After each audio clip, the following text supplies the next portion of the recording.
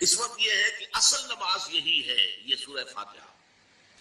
چنانچہ میں آپ کو حدیث سنا رہا ہوں جو صحیح بخاری میں بھی ہے، صحیح مسلم میں بھی ہے، جامع ترمذی میں بھی ہے، سنن ابی داؤد میں بھی ہے، سنن نسائی میں بھی ہے، اور بہت سی کتابوں میں موجود ہے۔ اور یہ عن عبادہ بن صامت رضی اللہ تعالی عنہ، حضرت عبادہ بن صامت سے ہے مرفوعا کہ حضور نے فرمایا لا صلاۃ لمن لم یقرأ بفاتحۃ الکتاب، اس شخص کی کوئی نماز نہیں ہے جس نے کہ سورہ فاتحہ کی تلاوت نہیں کی۔ اب اس سے ہمارے ہاں ایک بڑا اختلاف پیدا ہوا، وہ نوٹ کر لیجیے۔ ایک رائے یہ ہے آپ اگر علیحدہ نماز پڑھ رہے ہیں تو ظاہر بات ہے کہ آپ کو ہر رکعت میں خود پڑھنی ہی پڑھنی ہے سورہ فاتحہ۔ جب باجماعت پڑھ رہے ہیں اب کیا شکل، امام پڑھ رہا ہے سورہ فاتحہ تو کیا مقتدی کو بھی پڑھنی چاہیے؟ اس حدیث میں جو الفاظ کی شدت ہے اس کی بنا پر رجحان یہ ہوتا ہے کہ یقیناً اس صورت میں ہر شخص کو لا صلاۃ لمن لم یقرأ بفاتحۃ الکتاب، جس نے کہ فاتحہ کی تلاوت نہیں کی، قرأت نہیں کی، اس کی کوئی نماز ہی نہیں۔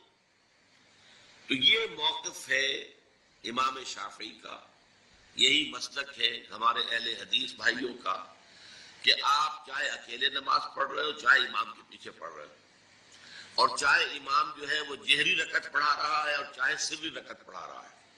خاموشی والی رکعت سورہ، آپ کو معلوم ہے کہ نماز جو ظہر اور عصر کی ہے تو چاروں رکعتیں جو ہے وہ سری ہے، مغرب کے اندر آ کر دو جہری ہیں ایک سری ہے، عشاء میں آ کر دو جہری ہیں دو سری ہے، سورہ اور نماز فجر کے اندر دونوں جو ہے وہ جہری ہے۔ تو چاہے جہری ہو چاہے سری ہو، آپ کو بھی لازماً جو مقتدی ہے اسے بھی سورہ فاتحہ پڑھنی ہوگی۔ اب اس کے لیے انہوں نے یہ طریقہ جو ہے تلقین کیا ہے کہ امام تیزی سے نہ پڑھے، رک رک کر پڑھے الحمدللہ رب العالمین، اس کے بعد اتنا وقفہ دے دے کہ جو مقتدی ہے وہ بھی کہہ لے اپنے دل میں یا پڑھ لے الحمدللہ رب العالمین الرحمن الرحیم۔ تو یہ رک رک کر پڑھنا، خاص طور پر اگر آپ کو موقع ہوا ہو کسی اہل حدیث امام کی امامت میں نماز ادا کرنے کا، تو آپ دیکھیں گے کہ بڑا فرق ہے۔ ہمارے جو حنفی امام الحمدللہ رب العالمین الرحمن الرحیم مالک یوم الدین ایاک نعبد و ایاک نستعین، چار آیتیں جو ہے وہ بھی ایک ساتھ میں پڑھ جائیں گی، لیکن یہ کہ عام طور پر جو اہل حدیث حضرات ہیں وہ رک رک کر ٹھہر ٹھہر کر پڑھتے ہیں، ترتیل کے انداز میں پڑھتے ہیں۔ یا پھر دوسری شکل انہوں نے ایک اور کی ہے، یہ آپ سعودی عرب میں جب کبھی نماز پڑھیں گے اور آپ پڑھی ہو آپ نے، تو وہاں آپ دیکھیں گے کہ امام جو ہے وہ سورہ فاتحہ پڑھنے کے بعد کوئی ایک منٹ جو ہے خاموش رہتا ہے، تاکہ آپ اب جو مقتدی ہیں وہ اس وقفے میں وہ اب سورہ فاتحہ پڑھ لیں، پھر وہ قرات کرے گا، کوئی اور آیات اس نے شامل کرنی ہے تو بعد میں شروع کرے گا، درمیان میں وقفہ ہو۔ لیکن ایک مسلک یہ ہے، اور یہ مسلک جو ہے یہ در حقیقت قرآن مجید کی ایک آیت کے اوپر مبنی ہے۔ سورہ اعراف کے آخر میں فرمایا گیا وَإِذَا قُرِئَ الْقُرْآنُ فَاسْتَمِعُوا لَهُ وَأَنصِتُوا، جب قرآن پڑھا جا رہا ہو تو توجہ سے اسے سنو، خود خاموش رہو۔ اب یہ قرآن مجید کی آیت ہے، اس کے بنا پر ایک رائے یہ ہے کہ آپ امام کے پیچھے سورہ فاتحہ نہیں پڑھیں گے، پڑھا جا رہا ہے سنو اس کو، خود خاموش رہو۔ اور اس کے لیے وہ دلیل دیتے ہیں کہ یہ شکل ایک وفد کی سی ہے، جیسے کسی بڑی شخصیت کے پاس اگر آپ کا کوئی وفد جاتا ہے، 8-10 افراد ہیں، ان میں سپوکس مین ایک ہوتا ہے، وہ بات کرتا ہے، باقی سب لوگ موجود رہتے ہیں، سنتے ہیں۔ اسی طریقے سے امام جو ہے وہ گویا کہ آپ کا نمائندہ ہے، اور وہ پڑھ رہا ہے الحمدللہ رب العالمین الرحمن الرحیم مالک یوم الدین، تو امام کی قرات ہی آپ کی بھی قرات ہو گئی۔ گویا کہ اس آیت سے، اس حدیث سے اختلاف نہیں ہے، اس کی تعبیر سے اختلاف ہے کہ امام کا قرات کر لینا در حقیقت مقتدیوں کی طرف سے بھی قرات ہے۔ اس میں جو حنفی مسلک ہے وہ بہت سخت ہے، اور وہ یہ ہے کہ چاہے سری نماز ہو اور چاہے جہری ہو، ہر کسی بھی حالت میں مقتدی جو ہے وہ سورہ فاتحہ نہیں پڑھے گا۔ اب اس میں ذرا سا سوال پیدا ہوتا ہے کہ جہری رکعت میں تو اس آیت کا اطلاق ہو جائے گا کہ وَإِذَا قُرِئَ الْقُرْآنُ فَاسْتَمِعُوا لَهُ وَأَنصِتُوا، سری میں تو اس آیت کا اطلاق نہیں ہوتا۔ بہرحال یہ مسلک ہے امام شافعی کا، ایک انتہا پر ہے، ہر صورت میں سری ہو یا جہری ہو آپ کو پڑھنی ہی پڑھنی ہے۔ اور امام ابو حنیفہ دوسری انتہا پر ہیں کہ چاہے سری ہو چاہے جہری ہو کسی شکل میں نہیں پڑھنا۔ امام مالک کا مسلک ہے درمیان میں، اور میں اس میں کوئی جھجک محسوس نہیں کرتا کہ میں آپ کے سامنے عرض کر دوں کہ میں اس پر عمل پیرا ہوں۔ وہ کیا ہے؟ جہری نماز میں خاموش رہو اور سنو۔ اس آیت کا اطلاق ہو جائے گا جب بلند آواز سے پڑھ رہا ہے امام تو پوری توجہ، فَاسْتَمِعُوا لَهُ، اپنی پوری توجہ کو اس کے سننے کے اوپر مرکوز کر دو اور خود خاموش رہو۔ سری رکعت میں البتہ جبکہ وہ بھی خاموشی سے پڑھ رہا ہے، آپ بھی خاموشی سے پڑھ رہے ہیں۔ بہرحال ان چیزوں میں میں نے یہ سب کچھ بیان کیا ہے تو اس سے جو میرا مقصود ہے وہ یہ ہے کہ معلوم ہو جائے کہ اس میں کوئی بڑی بنیادی بات نہیں ہے، نہ یہ کہ جو حنفی ہیں وہ اس حدیث کا انکار کرتے ہوں کہ لا صلاۃ لمن لم یقرأ بفاتحۃ الکتاب، کیسے وہ انکار کریں گے؟ اور نہ ہی کوئی جو حنبلی ہے یا اہل حدیث ہے وہ قرآن کی اس آیت کا اختلاف جو ہے وہ اختلاف کر سکتا ہے کہ اذا قرئ القرآن فاستمعوا له وانصتوا، لیکن یہ کہ اس کے پھر اس سے جو احکام کا استنباط ہے اس میں اختلاف ہو جاتا ہے، تو اس کو نہیں سمجھنا چاہیے کہ یہ کوئی بہت بڑی اہمیت والی بات ہے۔ جب اللہ سے دعا کی جاتی ہے تو عام طور پر کہتے ہیں اللہ اپنے حبیب کے صدقے میں ہمیں سیدھی راہ دکھا، اس کا موجودہ دور کے حوالے سے کیا کانسیپٹ ہے؟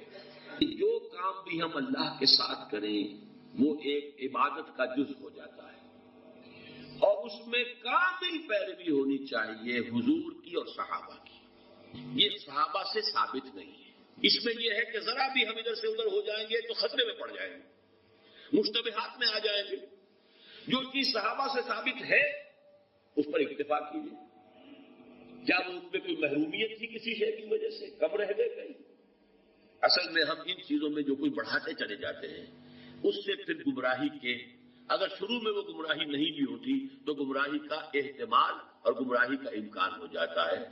تو کیپ آن دی سیف وے، اور سیف وے یہ ہے کہ جو بھی چیز دعا کے ضمن میں جو بھی دعائیں صحابہ کرتے تھے جس طور سے کرتے تھے، حضور کو میں نے یہاں پہ حضور کے ساتھ صحابہ کو ایڈ کر لیا ہے، کیونکہ یہاں تو حضور کو کہنا کہ حضور کے صدقے حضور کے واسطے یہ اے اللہ ہمارا یہ کر دے، تو یہ تو گویا کہ اگر ایسی بات صحیح ہوتی تو صحابہ کرتے، حضور تو نہ کرتے کہ میرے صدقے اے اللہ میری بات یہ قبول کر لے، لیکن صحابہ تو کرتے نا۔ لیکن یہ چیزیں ثابت نہیں ہیں، بس یہ دلیل میرے نزدیک اصل ہے۔ اب آپ اس پر عقلی دلیل لائیں نقلی دلیل لائیں، اس کا کوئی فائدہ نہیں۔ پہلے اصول طے کروا لیجئے، ما انا علیہ واصحابی، دین وہ ہے جو حضور کے طرز عمل سے اور حضور کے صحابہ کے طرز عمل سے ثابت ہو جائے۔ اس اصول کو جتنا پختہ کر لیں گے پھر اس کے حوالے سے بھائی لا ثبوت لا، بس ٹھیک ہے۔ آگے کی بات، کسی بزرگ کی بات، کسی صوفی کی بات، کسی ولی کی بات، کوئی شے دلیل نہیں ہے دین میں۔ کسی دلیل، کسی دینی بات کی مزید وضاحت کے لیے کوئی شے ہو یا سائنس کی بات ہو، اس کا کوئی ثبوت حدیث سے ثابت ہونا ضروری نہیں ہے، حضور سائنس پڑھانے نہیں آئے تھے۔ وہ فلسفے کا مسئلہ ہو، دین کی بات، عقیدے کی بات، عبادت کی بات، اور دعا جو ہے وہ خل عبادت ہے، عبادت کا جوہر ہے، اس میں یہ ہے کہ ما انا علیہ واصحابی، خصوصاً علی افضلہم وخاتم النبیین محمد الامین وعلی آلہ وصحبہ اجمعین۔ اما بعد فقد قال اللہ تبارک وتعالی كما ورد في اول سورة البقرہ، اعوذ باللہ من الشیطان الرجیم، بسم اللہ الرحمن الرحیم، الف لام میم، ذالک الکتاب لا ریب فیہ ھدی للمتقین الذين يؤمنون بالغيب ويقيمون الصلاة ومما رزقناهم ينفقون والذين يؤمنون بما أنزل إليك وما أنزل من قبلك وبالآخرة هم يوقنون أولئك على هدى من ربهم وأولئك هم المفلحون۔ وقال عز وجل كما ورد في نفس السورة ليس البر أن تولوا وجوهكم قبل المشرق والمغرب ولكن البر من آمن بالله واليوم الآخر والملائكة والكتاب والنبيين۔ وقال جل وعلا كما ورد في آخر نفس السورة آمن الرسول بما أنزل إليه من ربه والمؤمنون کل آمن باللہ وملائکتہ وکتبہ ورسلہ لا نفرق بین احد من رسلہ وقالوا سمعنا واطعنا غفرانک ربنا والیک المصیر. وقال عز وجل كما ورد في القرآن في سورة التغابن فآمنوا بالله ورسوله والنور الذي أنزلنا فالله بما تعملون خبير. يوم يجمعكم ليوم الجمع ذلك يوم التغابن ومن يؤمن بالله ويعمل صالحا يكفر عنه سيئاته ويدخله جنات تجري من تحتها الأنهار خالدين فيها أبدا ذلك الفوز العظيم. والذين كفروا وكذبوا بآياتنا أولئك أصحاب النار خالدين فيها وبئس المصير. صدق الله العظيم. رب اشرح لي صدري ويسر لي أمري واحلل عقدة من لساني يفقهوا قولي. اللهم ربنا ألهمنا رشدنا وأعذنا من شرور أنفسنا. اللهم أرنا الحق حقا وارزقنا اتباعه وأرنا الباطل باطلا وارزقنا اجتنابه. اللهم صل على عبدك ونبيك ورسولك وحبيبك وخليلك محمد وبارك وسلم وبارك على جميع الأنبياء والمرسلين وعلى ملائكتك المقربين وعلى عبادك الصالحين وعلينا معهم يا ارحم الراحمين. معزز حاضرین اور محترم خواتین، آج ہم اللہ کا نام لے کر 4 خطبات سیرت کا سلسلہ شروع کر رہے ہیں. آپ دعا کریں کہ اللہ تعالیٰ حالات کو سازگار بنائے رکھے، میری طبیعت بھی اس قابل رہے کہ میں اس پروگرام کو پورا کر سکوں. طبیعت میری ٹھیک نہیں ہے، آپ کو میری آواز سے بھی اندازہ ہو رہا ہوگا. تاہم جیسا بھی کچھ ہے اللہ تعالیٰ جو ہے اس میں اس کام کو جاری رکھنے کی توفیق دیا رکھے، تو یہ اسی کا فضل و کرم ہے. یہ جو پہلا خطبہ ہمارا ہے سیرت کے بارے میں، اس کا عنوان ہے فلسفہ دین میں نبوت و رسالت کا مقام. یہاں لفظ فلسفہ قابل غور ہے. کیا فلسفے کا دین کے ساتھ کوئی تعلق ہے؟ عام طور پر یہ لفظ دین کے حوالے سے استعمال نہیں ہوتا. ہم حکمت قرآن، حکمت دین یہ استعمال کرتے ہیں، اور یہی قرآن کی اصطلاح بھی ہے. فلسفہ قرآن کی اصطلاح نہیں ہے، حدیث کی اصطلاح نہیں. ان دونوں میں جو فرق ہے وہ نوٹ کر لیجئے. فلسفہ خالص منطق کی بنیاد پر آگے چلتا ہے. جہاں کوئی چیز منطقی طور پر ثابت نہ ہو وہاں فلسفہ رک جائے، آگے نہیں بڑھے. جبکہ حکمت جو ہے اس میں جہاں منطق سے بھی سروکار ہے، وہاں فطرت کے اندر جو چیزیں اللہ نے ودیت کی ہوئی ہے اور جو بدیہیات فطرت کہلاتی ہیں، جن کے لیے کسی دلیل کی ضرورت نہیں ہے، بلکہ دلیل جو ہے ان کے لیے ثابت کی نہیں جا سکتی، ان چیزوں کو بھی ملحوظ رکھتے ہوئے فطرت سلیمہ کی رہنمائی میں عقل اور منطق اپنا سفر طے کریں تو اس کا جو نتیجہ ہوگا اس کا نام حکمت ہے. قرآن مجید میں حکیم انسان کی ایک بڑی مثال دی گئی ہے حضرت لقمان کی صورت میں. وَلَقَدْ آتَيْنَا لُقْمَانَ الْحِكْمَةَ أَنِ اشْكُرْ لِلَّهِ. ہمارا جو منتخب نصاب ہے مطالعہ قرآن حکیم کا، اس کا 3 درس اسی پر مشتمل ہے. سورہ لقمان کا 2 رقم. البتہ ایک بات جان لیجئے کہ فلسفے کی بہت سی شاخیں ہیں. منطق خود ایک فن ہے اگرچہ، لیکن وہ فلسفے کی شاخ شمار ہوتا ہے. ایک زمانے میں نفسیات بھی فلسفے کی شاخ تھی، یہ سب فلسفے کی. لیکن اب جو ہے فلسفے کے لیے علیحدہ علیحدہ نام اس کی مختلف شاخوں کے لیے. ایک کا نام ہے میٹا فزکس. میٹا فزکس جو ہے اس کا براہ راست تعلق جو ہے دین کے ساتھ. ایک ہے فزیکل ورلڈ، وہ جو ہم اپنے حواس سے خمسہ سے جس کے بارے میں معلومات حاصل کرتے ہیں. جو مادی کائنات ہے، چاہے ہم نے اپنی ننگی آنکھ سے دیکھا، چاہے ٹیلیسکوپ سے دیکھا، دیکھنے والی شے تو آنکھ ہی ہے نا. ٹیلیسکوپ تو کچھ نہیں دیکھتی، دیکھتی تو آنکھ ہے. ٹیلیسکوپ نے اس آنکھ کا دائرہ بہت وسیع کر دیا. مائکروسکوپ سے دیکھا تب بھی دیکھا تو آنکھ نے ہے، مائکروسکوپ دیکھنے والی شے نہیں ہے. تو چاہے انسان نے اپنی حواس خمسہ سے مجرد جو ایسے کہ وہ ہے ان سے کام لے کر کچھ معلومات حاصل کی، خواہ اس میں جو اضافے ہو گئے، دوربین آ گئی، خوردبین آ گئی، وغیرہ وغیرہ، ان سب سے جو بھی چیز ہمیں معلوم ہوتی ہے وہ فزکس کا دائرہ ہے، طبیعیاتی علوم، فزیکل سائنسز. میٹا فزکس اس کا نام ہے جہاں یہ کہ حواس جو ہے یہ ساتھ نہیں دے سکتے، حواس کے دائرے سے باہر. میٹا فزکس، فزکس اور میٹا فزکس یہی فرق ہے. اب ظاہر بات ہے، میں نے ابھی جو آیات آپ کو سنائی ہیں سورہ بقرہ کی ابتدائی آیات اس اعتبار سے بہت اہم ہے. الف لام میم ذالک الکتاب لا ریب فیہ ھدی للمتقین الذین یؤمنون بالغیب. قرآن مجید سے استفادے کی شرط اول ہے غیب پر ایمان. غیب وہی چیز ہے جو آپ کے حواس کے ذریعے سے آپ کی گرفت میں نہیں آتی، آپ کے علم میں نہیں آتی. اب ظاہر بات ہے ذات باری تعالیٰ ہے، ظاہر ہمارے دائرہ حواس سے بلکہ عقل سے، وہم سے، خیال سے سب سے ماورا. براؤ براؤ ثم براؤ براؤ. فرشتے ہیں انہیں ہم نہیں دیکھ سکتے، اور اسی طریقے سے وحی ہے وہ کیا ہے ہم نہیں دیکھ سکتے، نہیں جان سکتے.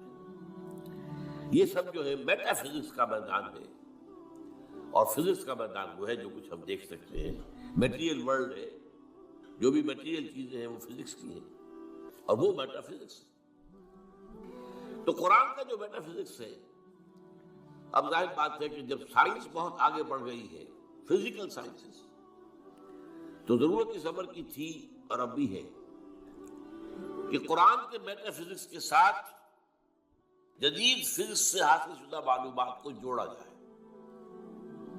دیکھا جائے. یہاں پہ تضاد تو نہیں ہو سکتا، ناممکن.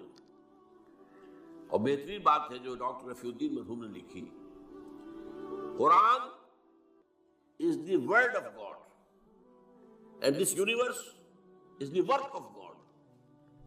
کس نے بنایا اس کو؟ یہاں کے قانون طبیعی جو بھی ہے، فزیکل لا، کس نے بنایا ہے؟ یہ ساری کائنات کس نے بنائی ہے؟ کون اس کو چلا رہا ہے؟ یدبر الامر من السماء الى الارض. کون؟ اللہ.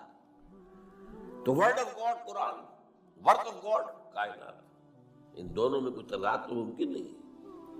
عام انسان کے بھی قول و فعل میں تضاد ہو تو ہم اسے سمجھنا بڑی گھٹیا بات ہے. آپ کا قول یہ ہے، آپ کا عمل یہ ہے. اللہ کے قول اور عمل کے اندر تضاد کیسے ہو سکتا ہے؟ یہ ضرور ہوا ہے کہ قرآن مجید تو آج سے 1400 برس پہلے جو ہے نازل ہوا ہے.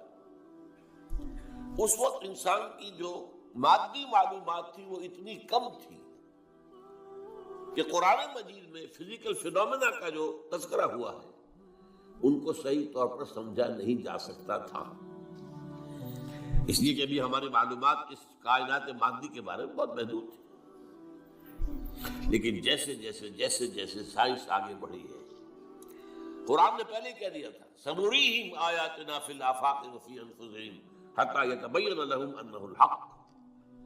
یہ ہم قرآن تو آج دے رہے ہیں تمہیں، لیکن ہم اپنی آیات، نشانیاں آفاق اور انفس میں دکھائیں گے دکھائیں گے دکھائیں گے اور دکھائیں گے، یہاں تک کہ یہ بات تم پر بالکل واضح ہو جائے گی، مبرہن ہو جائے گی یہ قرآن حق. تو جتنی سائنٹیفک ترقی ہوئی ہے اس نے ثابت کیا ہے قرآن کی حقانیت کو. آپ نے پہلے بھی تذکرہ سنا ہوگا ٹورنٹو یونیورسٹی کا جو ہیڈ آف دی ڈپارٹمنٹ، جو یہ ایک خاص علم جنین ہے، یعنی ماں کے بطن میں جو بچہ پرورش پاتا ہے، ایمبریولوجی اس سائنس کا نام ہے. آج جبکہ انسان نے آپ کو معلوم ڈسیکشن بھی ہوتا ہے، سب کچھ ہوتا ہے، مائکروسکوپ بھی ہے اور نہ معلوم کیا کیا چیزیں ہیں اس کے اندر داخل کر کے دیکھ لیتے ہیں. گھٹنے کا درد ہے، گھٹنے میں کیمرہ داخل کر دیتے ہیں، وہاں سے دیکھ لیتے ہیں اندر کیا ہے. تو آج جو معلومات حاصل ہوئی ہے وہ حیران ہوا. 1400 برس پہلے یہ کیسے دے دی گئی پرانے مہینے کی؟ اس نے مانا. مورس بوکائی نے یہ مانا، فرینچ سرجن تھا، شاہ فیصل اس کے پاس علاج کے لیے گئے تھے، وہاں انہوں نے قرآن پیش کر دیا اسے. لیکن میں کیسے پڑھوں گا اس کو عربی میں؟ ان کا کوئی بات نہیں، میں آپ کے لیے استاد منگا دوں. بادشاہ کے لیے کیا مشکل تھا، سعودی عرب سے لا کر ایک ٹیوٹر رکھ دیا گیا اس کے پاس. اس نے عربی سیکھی، پھر قرآن پڑھا، پھر کتاب لکھی، the Bible, the Quran and the science. اور اس میں یہ ثابت کیا اور اقرار کیا کہ قرآن میں کوئی شے وہ نہیں ہے جسے سائنس نے غلط ثابت کیا ہو. یہ ہو سکتا ہے کہ قرآن میں بہت سی چیزیں ایسی ہیں جن کی حقیقت تک ابھی سائنس کی رسائی نہیں ہوئی، یہ اور بات ہے. لیکن کوئی شے ایسی ثابت ہو گئی ہو کہ قرآن کی یہ بات غلط ثابت ہو گئی، یہ نہیں. تو آج اس وقت کی بہت ضرورت ہے اس کی کہ یہ جو دو علوم علیحدہ علیحدہ چل رہے ہیں، یہ دو آنکھیں ہیں. ایک آنکھ یہ دیکھو، کھول آنکھ، نبی دیکھ، فلک دیکھ، فضا دیکھ، زمین اور آسمان کو دیکھو. افلا ينظرون الى الابل كيف خلقت والى السماء كيف رفعت. دوسری آنکھ وہی. ان دونوں آنکھوں سے دیکھو.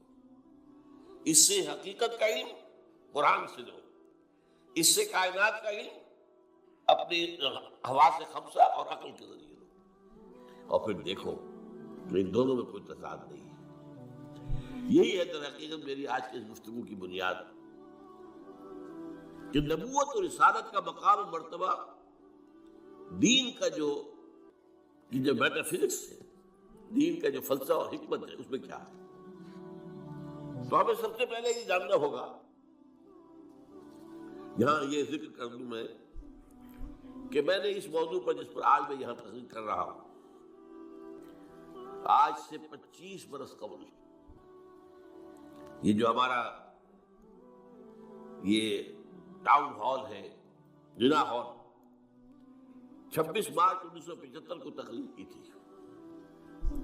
اور وہ تقریر چھپی ہوئی ہے. میری کتاب ہے نبی اکرم صلی اللہ علیہ وسلم کا مقصد بعثت.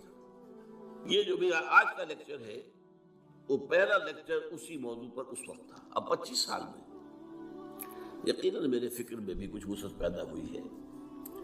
وہ جو علامہ اقبال نے جو کہا تھا، only stones do not change, رائے میں کچھ نہ کچھ تبدیلی آ سکتی ہے، کوئی وسعت ہو سکتی ہے، اپنی کسی بات پر انسان نظر ثانی کر سکتا ہے. اس پہلو سے یقیناً کچھ تھوڑا سا فرق نظر آئے گا اگر آپ دونوں کا تقابلی مطالعہ کریں گے. تو میری آج کی بات، اور آج سے 2 سال قبل میری یہ کتاب آئی ہے، اس کا تو عنوان ہی اصل میں ایسا تھا کہ جس سے ہمارے بہت سے رفقا جو ہیں گھبرا گئے کہ اس کا تو عنوان کا مطلب بھی سمجھ میں نہیں آئے گا. ایجاد و ابداع عالم، ایجاد و ابداع عالم سے لے کر عالمی نظام خلافت تک، جب کائنات کا آغاز ہوا ہے اس وقت سے لے کر اور جو اختتام ہونا ہے اس دنیا کا، خلافت علی منہاج النبوہ عالمی سطح پر، اس کے درمیان سارے لنکس جو ہیں وہ سائنس اور قرآن دونوں کے حوالے سے اور دونوں کو جوڑتے ہوئے میں نے اس کے اندر پیش کیے. تو جن حضرات کو بھی ان موضوعات سے دلچسپی ہو وہ میری وہ کتاب بھی پڑھیں، آج سے 25 سال پہلے کی، نبی اکرم صلی اللہ علیہ وسلم کا مقصد بعثت اور انقلاب نبوی کا اساسی منہاج. پھر یہ کہ یہ ایجاد و ابداع عالم کا بھی مطالعہ کریں، کوشش کریں. اور میرا جو ہے آج کا یہ لیکچر انشاءاللہ ان دونوں کی تسہیل کا ذریعہ بن جائے گا کہ بات آسان ہو جائے گی. دیکھیے قرآن میٹا فزکس کیا ہے، ہم اس کو ایمان سے تعبیر کرتے ہیں.